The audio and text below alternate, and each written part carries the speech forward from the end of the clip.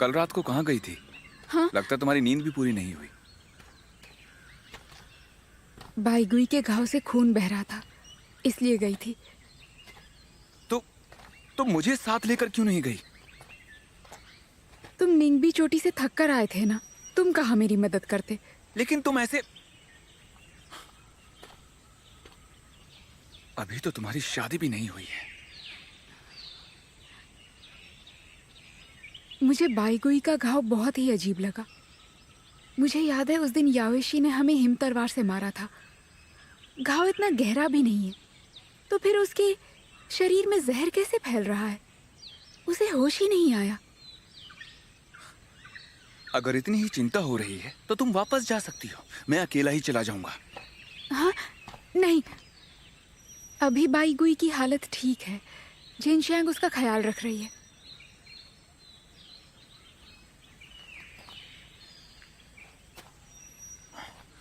तो इसका मतलब कल रात तुम दोनों ने कोई बात नहीं की?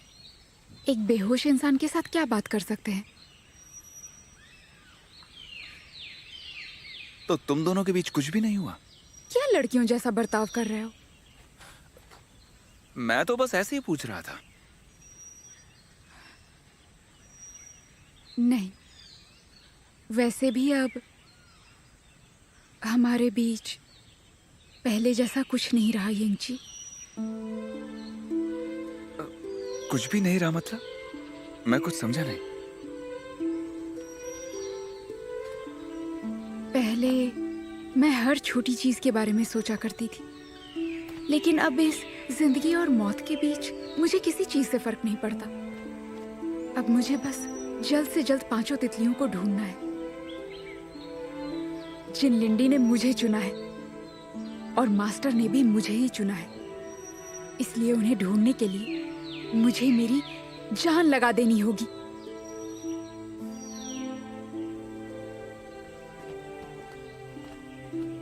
यंगनान, तुम बड़ी हो गई हो। अब वो तंदूरी चिकन के लिए रोने वाली छोटी बच्ची नहीं रही। चलो, अब बातें बहुत हो गई। जाते हुए गांव में रुकते हुए जाएंगे। शाओलांग की चिंता हो रही है, एक बार उससे मिलना चाहती हूँ। हाँ, आखिर वो शा यानहोंग उसकी माँ थी। शाओलांग अभी बहुत दुख में होगा। हाँ, गांव में जाने के बाद माँ से भी मिलना हो जाएगा।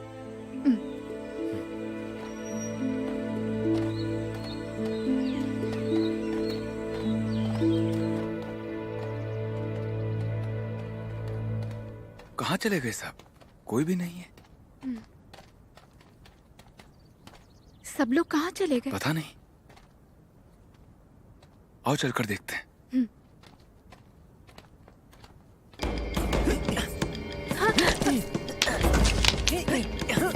रुक जाओ, ये क्या कर रहे हो? यिंगची हमारा रक्षक है। यिंगची, ये सब तुम्हारी गलती है और तुम्हारी माँ की भी गलती है। मैं समझा नहीं।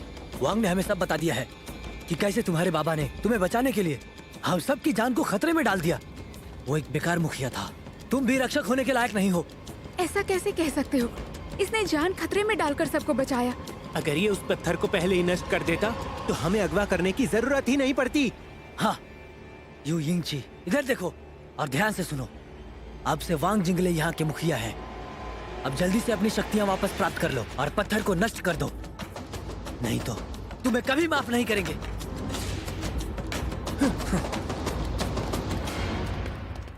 यिंगची, मुझे माफ करना। मेरे बाबा। नहीं, तुम्हारे बाबा सच कह रहे हैं। कोई बात नहीं।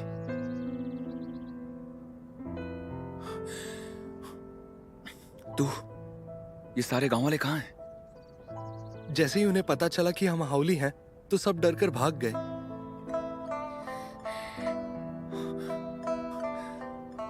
सारे लोग हम हाउली हैं इस वजह से इतने सालों की दोस्ती तोड़कर भाग गए।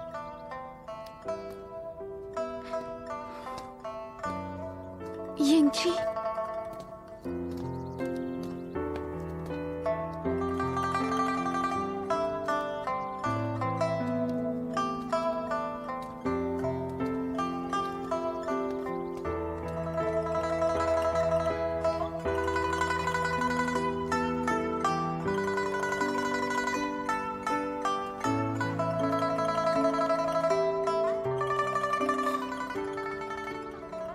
वो पत्थर 24 सालों में एक बार सक्रिय होता है, तो हर 24 सालों में अग्नि पक्षी किसी एक को रक्षक के तौर पर चुनता है ताकि वो उस पत्थर को संतुलित कर सके।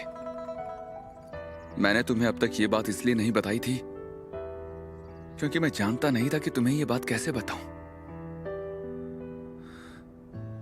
मैं इनका रक्षक हूं और मैंने ही अपनी शक्तियां गंवा दी। कभी कभी मैं सोचता हूं कि कहीं उस पक्षी ने गलत इंसान को तो नहीं चुन लिया। यिंगची, तुम्हें पता है, जब मुझे उस जिनलिंडे ने मालिक के तौर पर चुना था ना, सबको लगा कि मैं उसे पाने के लायक नहीं हूं। और तभी मैंने खुद से कहा, अब जब जिनलिंडी ने मुझे चुन ही लिया है, अब मैं जान लगाकर इसकी रक्षा करूंगी। अब मैं इसे कभी खुद से दूर नहीं होने दूंगी। तुमने वैसा किया भी। यिंगची, तुम भी वैसा कर सकते हो। हावली लोगों की अग्नि शांत करने के लिए ही तुम शुशान में आए थे ना, और अब सबकी रक्षा करने के लिए तुम उस पत्थर को ढूंढ रहे हो। अभी तुम्हारे पास शक्तियां नहीं है तो क्या, तुम अपने तरीके से सबकी रक्षा कर रहे हो। यिंगची, जिस तरह तुम्हें मुझ पर विश्वास था, मुझे भी तुम पर विश्वास है। वैसे भी मैं जल्द से जल्द उन 5 तितलियों को ढूंढ लूंगी और उस पत्थर को नष्ट कर दूंगी। और मास्टर की, तुम्हारी माँ की और सबकी उम्मीदों पर खरी उतरूंगी। देख लेना, मुझे तुम्हारे लोगों की यातनाओं को खत्म करना ही होगा। यिंगची, मैं हमेशा तुम्हारा साथ दूंगी।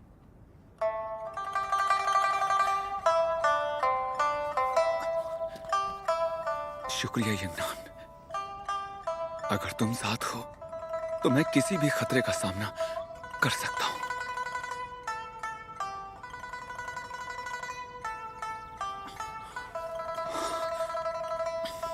चलो घर चलते हैं। तुम शाओलांग से मिलकर आओ, मुझे मां से कुछ जरूरी बातें करनी है। ठीक है।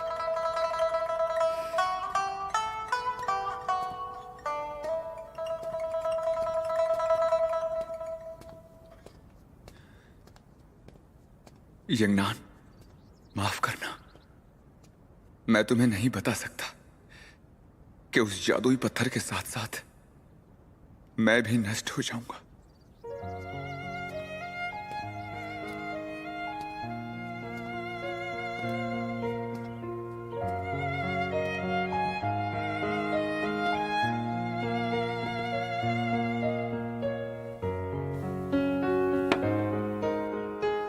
यिंगची, तुम कब आए? ऐसे चुपचाप क्यों खड़े हो? आओ आओ, यहाँ बैठो, मैं कुछ खाने के लिए लाती हूँ। माँ, यहाँ आते समय कुछ आदमी मिले थे।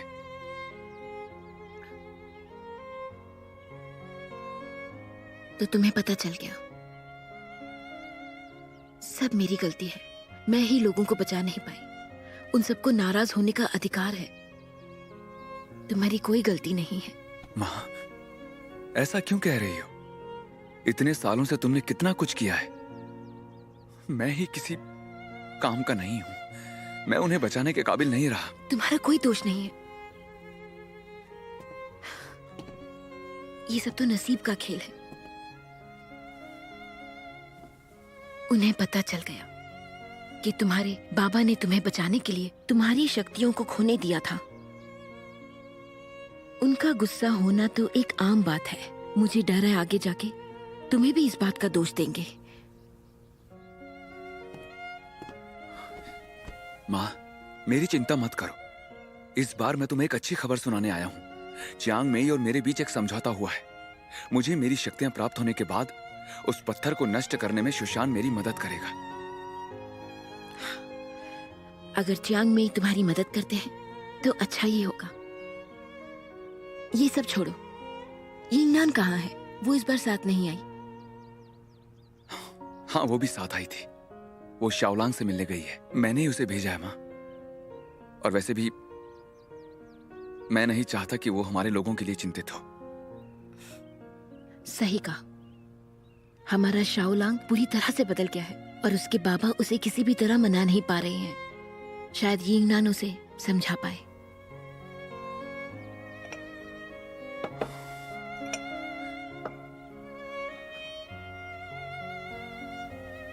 माँ, मैंने यिंगनान को बता दिया कि मैं एक रक्षक हूं, पर उसे ये नहीं बताया कि आखिर में मुझे मरना होगा। यिंगनान बहुत मुश्किल हालातों से गुजरी है। वो ऐसे जताती है कि जैसे कुछ हुआ ही नहीं है। वो सारा दुख और दर्द अपने सीने में दबाए बैठी है।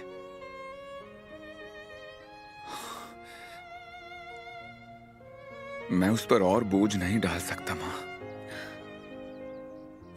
पर एक दिन उसे सच पता चल जाएगा। यिंगनान उस पत्थर को ढूंढने में हमारी कितनी मदद कर रही है। अगर एक दिन उसे पता चल गया कि पत्थर को नष्ट करने से तुम भी मर जाओगे,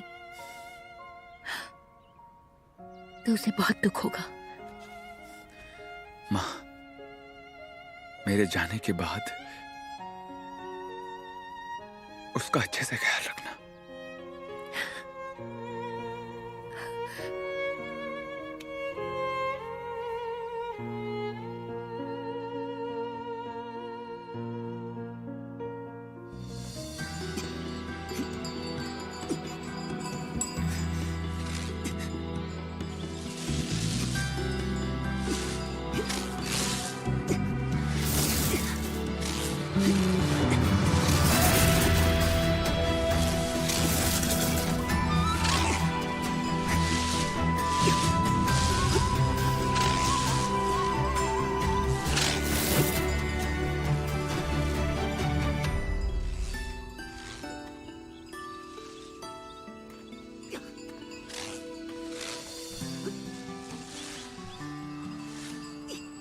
तुम यहाँ लांगर से मिलने आई हो?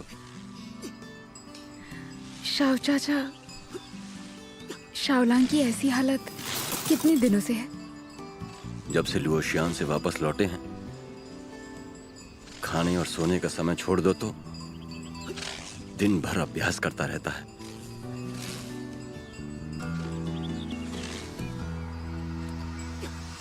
वो तुम्हारी बात मानता है। उसे समझा कर देखो। उसकी मां की मौत ने उसे पागल कर दिया है। कहीं इस बात से उसके दिल में नफरत ना भर जाए।